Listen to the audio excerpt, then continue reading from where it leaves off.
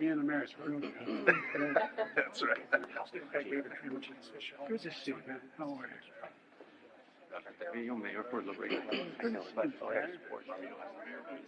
Texas President Ron Nirenberg. Good to see San you. Antonio. Good to see you. Good to see you. Where am I? That's Good to see you. Where am I? That's you.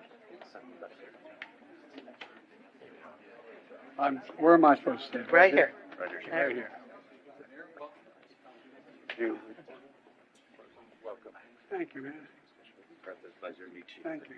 Thanks for having me.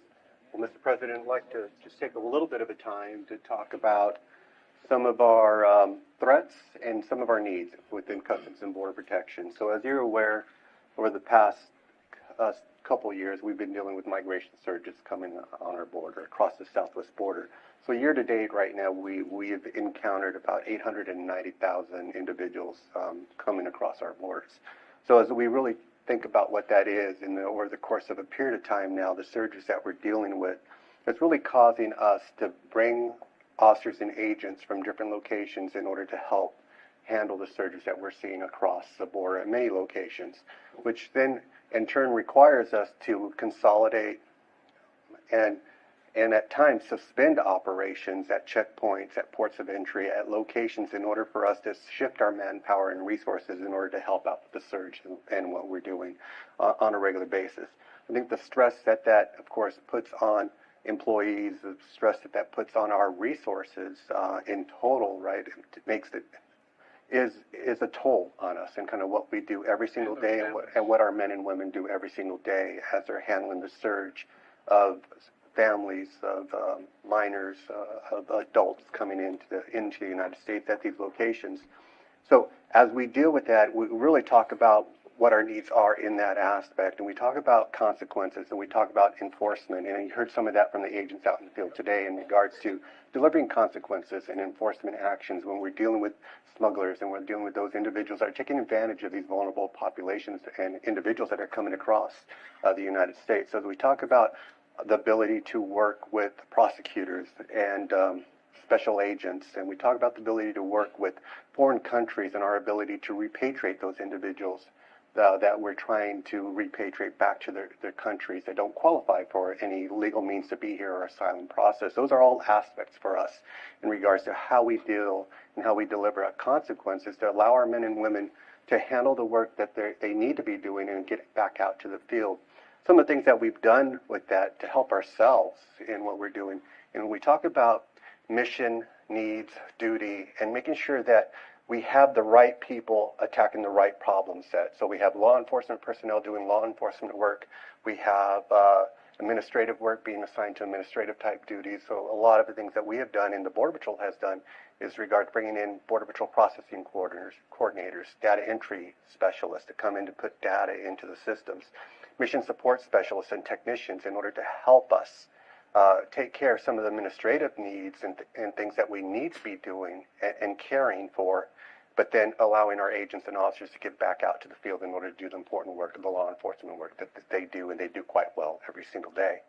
In regards to the other threats that we deal with, and we talk about narcotics, and just so far this year, we've seized over 8,000 pounds of fentanyl this year. And so when you start, absolutely. So when we start talking about fentanyl and what we're seeing there and our needs are, and what our opportunities are in regards to narcotic enforcement, really talk about large-scale NII equipment and small-scale NII equipment. Today we have 31 large-scale NIIs in the ground. We have another 26 that are under construction. By the end of this year, depending on budgets and funding, we could have another 43 that starts in regards to getting NII in the ground for what we're doing in order for the detection of fentanyl coming across the border. K-9 is also a huge asset for us in regards to our ability to detect drugs coming into vehicles, conveyances, at checkpoints, at ports of entry in regards to that detection with our K-9 units. Forward operating labs is another aspect of what we do in order to allow our men and women to be able to identify what they have in front of them from a product, from a chemical, and how dangerous that is in order to be able to identify that. Those are all aspects of kind of what we're doing from a fentanyl aspect and how we consolidate and come together from a checkpoint, from a port of entry, inland, interior, and what we're doing from a fentanyl aspect. Our partners in HSI, obviously an important aspect of what happens next once a seizure happens from an investigative standpoint and a prosecution standpoint on how we do that. I think from, as you heard today from the agents out in the field, resources are a big part of what we need. When we talk about resources, we talk about technology. Our ability to detect is one thing. So cameras and sensors and those type of things, NII, small scale, large scale. Our ability to get to that detection is the next piece of it in regards to our personnel and being able to get there. So as we talk about resources, surges, demands on what we're seeing today, and we talk about where we are with the budget and not having a budget as of yet, that really starts to take a toll on what our capabilities are and potentially what we can do for the rest of the year here. So without that budget to support the men and women who do this job every day, it constrains what our ability is and what they can actually do every single day for us in keeping this country safe from a national security perspective and an economic security perspective. Because as you look at what we do not only between the ports but at the ports of entry, when we talk about outbound weapon seizures, which we almost have 600 outbound weapon seizures that happened so far this year. Right, we've $2.3 million worth of currency seized on the outbound side that we've also seized this year at our ports of entry. And you talked about the legitimate trade and flow of legitimate traffic coming into the United States as well. That is an important aspect to how we match both our national security mission and our economic security mission. Chief? Mr. President, the only thing I'll add is the men and women behind you in uniform. These are the treasures. These are the heroes. These are the ones that make this happen. We talk about almost 900,000 apprehensions. 15,000 of those are criminals, gang members that they have taken off the street. All the narcotics that have been seized, it's them that has done it. They are the story here. They're the ones that need the backup and the support. We talk about the extra manpower. We talk about the extra force multipliers, technology, infrastructure, equipment. It all goes to them to help to make sure they do their job as well as can be done. And like you and I talked about, sir, to make sure they make it home safe at the end of every shift. The other thing is amazing that the lack of technology you do have. Yes, sir. The cartels have more drones up in the sky than you do. Yes, sir. By They do. far. And particularly here in the RGV, we're the leading sector with the detection of drones Excuse me. coming across that border. And the majority of those drones are owned by cartels and criminal organizations, as we've been talking about. Those agents in the field that talked to you today, that's what they express, the need for more technology so that we are able to secure that border and at the same time increase the officer safety. Because like the chief said, our concern is that they're vulnerable and they're out there doing the job to protect this country, but with the lack of technology, it puts them at risk. And the lack of personnel. Sure. One of the things we're trying to do is get literally thousands more agents, thousands more, 1,500, 1,600 more Border Patrol agents. Dealing with, for the access of what do we have, 40, how many? 4,500 more. 4,300 more asylum officers, which we'll hear from U.S. Okay, Citizenship I and don't want to get Immigration. ahead of myself here, okay. But look, and the other thing is, you know, every time you all leave the house, put on that uniform, the family wonders what kind of call they're going to get later in the day. And so we owe your families big. I mean that sincerely, from the bottom of my heart. We owe them big for what you do. Thank you, thank you, thank you. And we're going to get you more resources.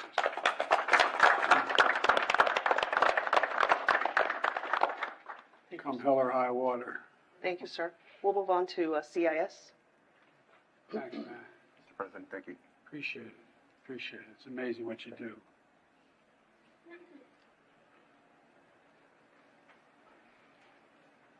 $7,093 pounds of fentanyl seized. And I wonder if the American people wonder how many kids are dying. That's right. From the fentanyl. Sir, over here with us are our partners from U.S. Citizen and Immigration Services. They're going to provide you a brief on some of their efforts. Yes, sir. It's an honor and a privilege. What's your name? Jennifer Higgins. Hey, Jennifer. Katisha Jackson. Hey, Katisha. So, sir, the USCIS mission, as you well know, is very narrow at the border, but it is an important one. It's critical, in fact, to the whole process. Our officers are responsible for screening individuals, interviewing them to determine whether they have a credible fear of persecution or torture. So these are individuals that have been encountered by Border Patrol, they've claimed a fear, and now they go before an asylum officer who interviews them and makes those decisions. We do have hundreds of very well-trained and dedicated officers like Katisha Jackson, but it's simply not enough. So we've tried to be very creative to better help support the mission since May 12th. So for example, we've leveraged IT technology to create efficiencies. We've leveraged overtime. We've even trained other volunteers from across USCIS to get them trained and able to do this work and support it. We've been very fortunate to be able to complete the highest number of credible fear completions ever in history because of those efforts, but we still need to do more. In fact, when I was an officer, we did 5,000 cases a year. Just since May 12th, over the past 9 months, we've done 71,000 credible fear interviews. But I'd really love for you to hear from Katisha specifically because she lives and breathes this every day as an asylum officer. So I'm an asylum officer out of the Houston Asylum Office. As an asylum officer, we wear many hats.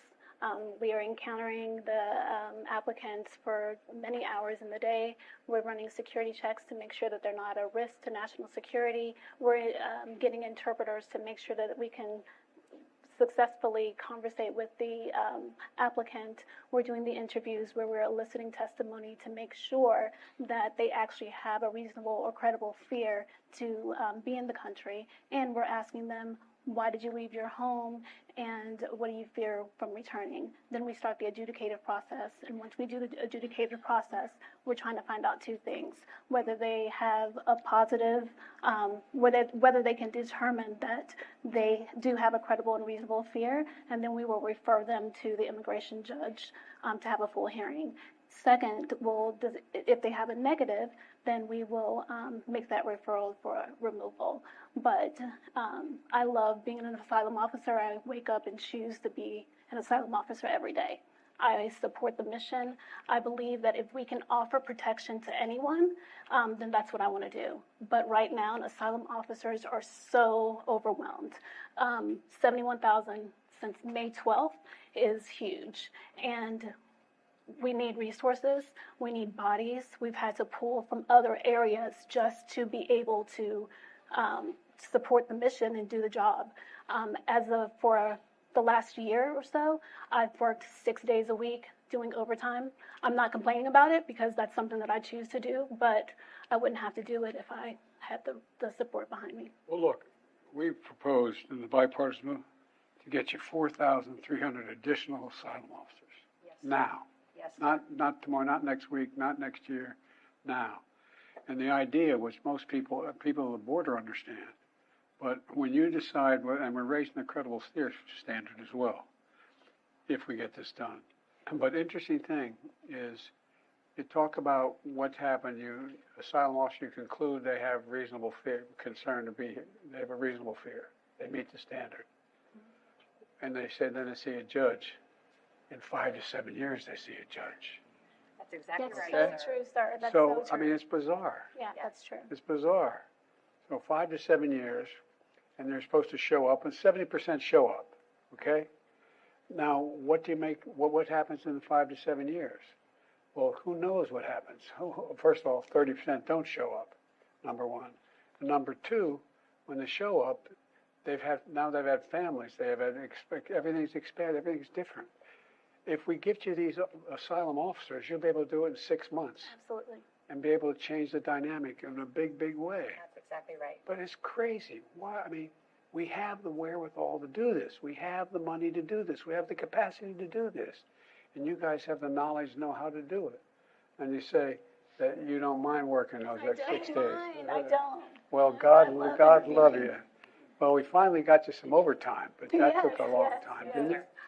Thank you for that. Well, no, they shouldn't thank us. Thank you. And the sacrifices your families make. I mean, they're real. I wish the average American I'm not complaining about it. I'm just making the statement. Most Americans don't even understand how complicated this is. Yeah. We think you have a credible fear. We'll see in about 7 years, okay? Maybe 10. I mean, it just makes no sense. Makes no sense.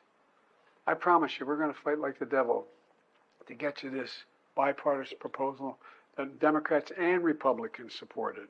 Something's happening right now, but we're going to see if we can clear that up. Thank you, Thank sir. you, sir. We appreciate that. Truly appreciate it. It's so nice to meet you. Thank you. Thank you. At least you got some overtime. But Yeah. my Lord, it took a long time. Benefited from the But it's overtime. not worth it, though. Thank you. Thank you. Thank you, sir. Chief. We'll now come over here with our friends from ICE, HSI, and ICRO. Good to see you, man. Thank you. Got to stand on my mark. On my mark's back here. I'm told where I stand, little X's. I got to be careful what I do here. Mr. President, so my name's Daniel Bible. I'm with ICE Enforcement and Removal Operations, and our mission is pretty much interior enforcement. So what we do is we identify, locate, apprehend, detain, and then remove individuals that are either national security threats or public safety threats, and those other non-citizens that have been found removable from the United States. In FY23, we arrested over 170,000 public safety or national security threats in the interior of the United States, and we removed in the interior of the United States. They made it through. They're in. That's correct, sir. And we removed over 200,000 individuals to over 180 different countries. And one of the things that I'm really proud about this year is we're in this FY, in FY24, to date, we have the highest number of removals of these national security threats and public safety threats that we've ever had in ERO's history right now. Some of the challenges we have is our bed spaces, right? We are now just under 40,000 people in custody. We are funded for much lower than that right now to keep those people and the numbers growing. And every day it gets a little bit more difficult to manage that population. We also have approximately 7 million people on the non-detainee docket that we have to monitor through the immigration process. And then if those individuals are found removable from the United States, also execute those removal missions as well. During the last FY, in support of our counterparts over at CBP, we've dedicated approximately 20% of our workforce in direct support of border security missions. But those individuals are being pulled away from the interior enforcement, where we're looking at, having to be able to deal with those bad actors that are in the communities. And we just need more resources, more personnel, more resources to have detention beds, and also resources for technology for monitoring those 7 million individuals. And hopefully with some of the stuff that has happened recently in the news, we can get some of these local and state jurisdictions to come back to the table and work with ICE so we can get these public safety threats out of the community and remove them from the United States for that ultimate immigration consequence. Besides the additional 10,000 beds that this compromise we've worked out haven't passed yet in the Congress, what is the most important thing you need? What if you have a wish list, anything you need, what is the most consequential thing you need? For me, it's personnel and bringing back those jurisdictions to work with us. The safest way for me to take a criminal off the street that's encountered by a local jurisdiction or a state jurisdiction is for them to turn them over to law enforcement rather than have more of my resources, which takes a lot more to go out to the communities and have to find these individuals and arrest them in the communities and bring them back into custody, which makes it more dangerous for not only me, for the non-citizen and the public at large. Okay, what's the better way to take on these cartels? Well, sir, Katrina Berger, I'm the EAD for HSI, Homeland Security Investigations. I knew that. I'm sorry, but they didn't. But I'm glad you said it. I should have said you. We talk about consequences, and with HSI, we are all about the consequences. And the best consequences we can put on these transnational criminal organizations is to prosecute them, arrest them, put them in jail, seize their assets, seize their money. And how do we do that? We work with our transnational criminal investigative units, our TCIUs, south of the border to help stem the flow of illegal migration, goods, narcotics coming up. They hit the border. We're partnering with CBP, our good partners over there. We've been supporting them the last year, 18 months with the irregular migration, a lot of TDY support at the border. That's also pulling away from some of our investigative activities, but it's As I always say, it's one team, one fight. So we're there. What do we need? Certainly everyone talks about personnel. We have a lot of agents. We have a lot of law enforcement. Support staff is often lacking across the board. Analysts, criminal analysts, investments in technology. I want the press to, what do you mean by support staff? Our mission support people, the people that administratively help us do our mission, they support the mission. Our criminal analysts that do a lot of our analytical work, help with targeting, help put together investigative packages so we can get the prosecutions on these criminal organizations. Title 21 would really help us. These are poly-criminal organizations. They're just not one-faceted.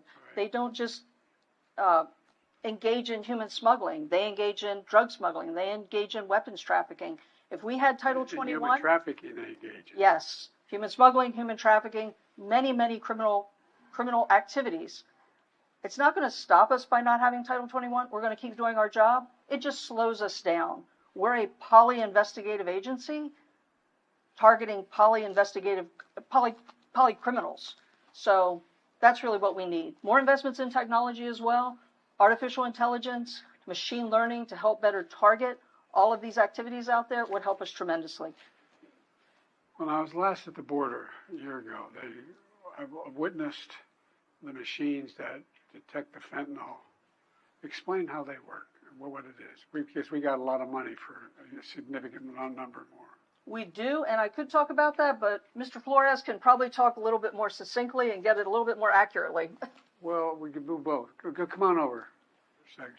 Because a lot of it has to do with, anyway. Yes, sir. So, Mr. President, so our NII technology is what we're talking about. We have it in two scales. We have Explain what NII means. non-intrusive technology.